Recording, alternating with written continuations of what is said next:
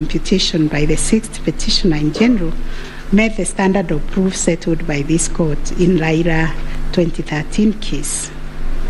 The premise of the 6th petitioner's percentage computation was a press briefing made by the chairperson of IEBC on 10th August 2022, when the evidential burden shifted to IEBC and its chairperson, as it does in election cases. They produced video evidence correcting the percentage voter turnout to read 64.6 at the time of the briefing.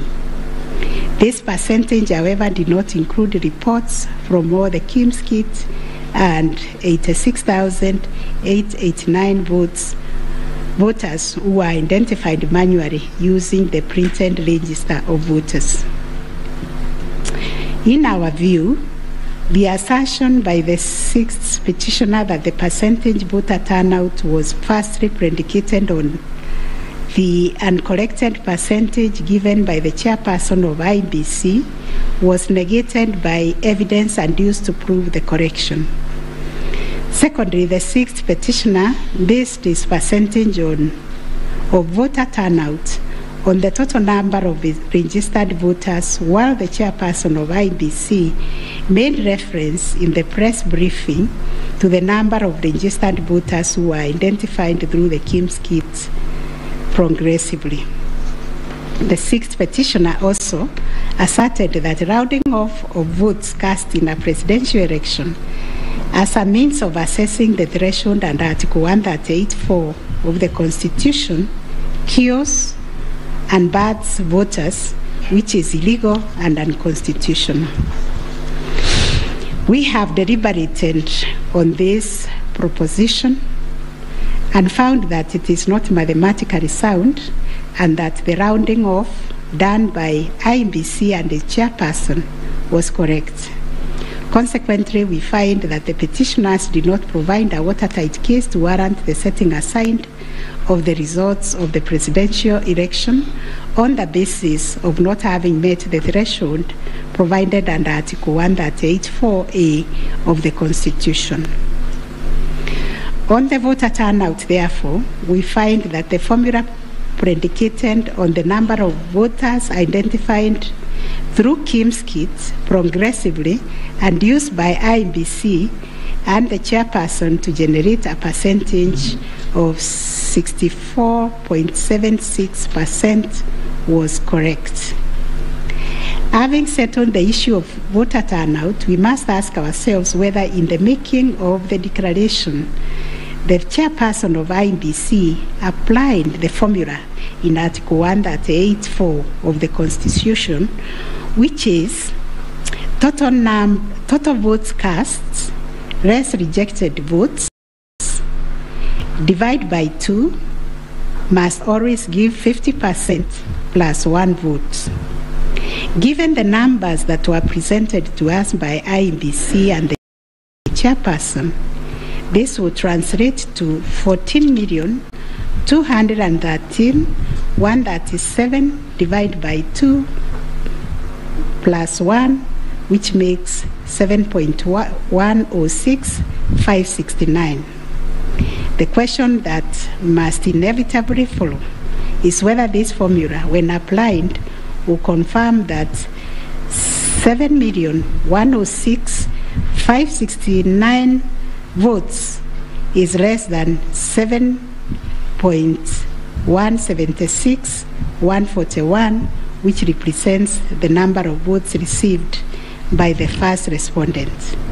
We find that it is, as such, on the basis of the foregoing formula and from the numbers provided by IEBC and its chairperson and the declaration by the chairperson of the president-elect on 15th August 2022, it is our finding that the declared president-elect attained 50% plus 1 of all the votes cast in accordance with Article 138(4) of the Constitution.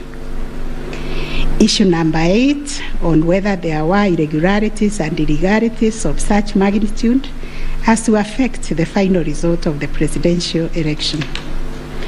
Although the petitioners have provided numerous averments pointing to possible irregularities and illegalities marked by failure of technology, arranged voter suppression, printing and utilization of Book 2 of 2, EU preparation by the INBC and its chairperson, commission indiscretions, transposition anomalies, agent absence, and many others, we are of the view that the pointed illegalities and irregularities were not of such magnitude as to affect the final result of the presidential election. We will delve deeper into the details of this issue in our recent judgments. Last issue, what reliefs and orders can the court grant? Under Article 163(3) of the Constitution, it is provided that the Supreme Court will have A, exclusive original jurisdiction to hear and determine disputes relating to the election of the office of the President arising under Article 140. And Article 140 provides, I quote, a person may file a petition in the Supreme Court to challenge the election of the President-elect within 7 days after the date of the declaration of the results of the presidential election. 2, within 14 days after the filing of a petition under Clause 1, the Supreme Court shall hear and determine the petition, and its decision shall be final. If the Supreme Court determines the election of the President-elect to be invalid, a fresh election shall be held within 60 days after the determination. In exercising its jurisdiction pursuant to these provisions, the court sits as an election court with a mandate to determine the validity or otherwise of the election of the President-elect. It is clear to us that the jurisdiction of the court is quite circumscribed in terms of the orders or reliefs it can grant following the hearing and determination of the election petition under Article 140 of the Constitution. In the event the court determines that the election of the President-elect is invalid, it must make an order nullifying the election. Consequently, it has also to make an order directing INBC to hold a fresh election within 60 days after the determination. Should the court determine that the election of the President-elect is valid, it shall issue a declaration to that effect. The court has then, as a matter of course, to make an order dismissing the petition with or without cost, as the case may be. In the strict sense, therefore, these are the only orders that the court may make under the Constitution. The court cannot assume jurisdiction that goes beyond the purview of Articles 163(3) and 140 of the Constitution. However, nothing stops the court from issuing orders or reliefs by way of recommendations. Indeed, since 2013, this court has issued many recommendations arising from the determination of the 3 petitions challenging the election of the President-elect. The recommendations are meant to improve our electoral landscape and hence aid in the development of our democracy.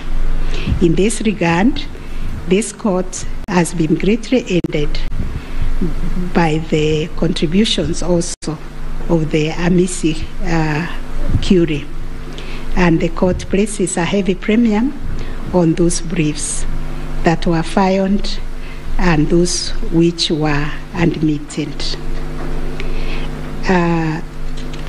The final orders made by the courts.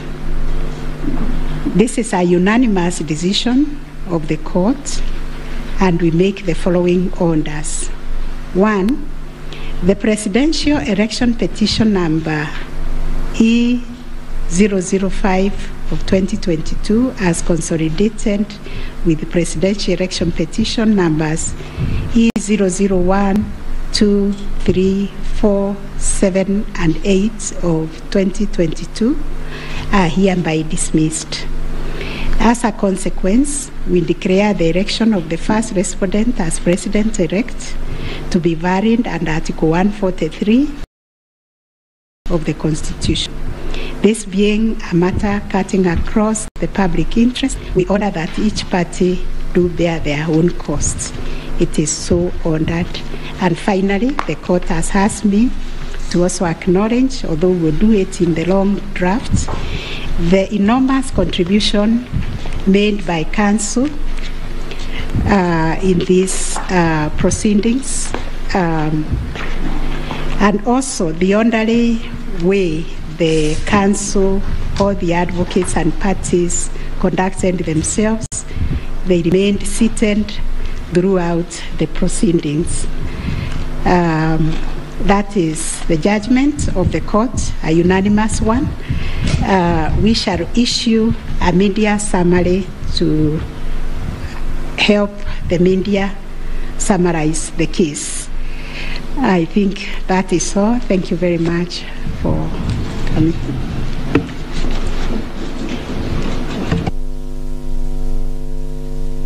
My Lady, Madam Chief Justice, and the learned judges of this court, again, I am requested by my colleagues to thank you most profusely for your labors into delivering this judgment, listening to all of us, and giving our nation this judgment so that we may move forward. Thank you, and God bless you. It may please the court. It is not true that I asked the Attorney General Emeritus to talk on our behalf. Next time you should talk to me. Let me similarly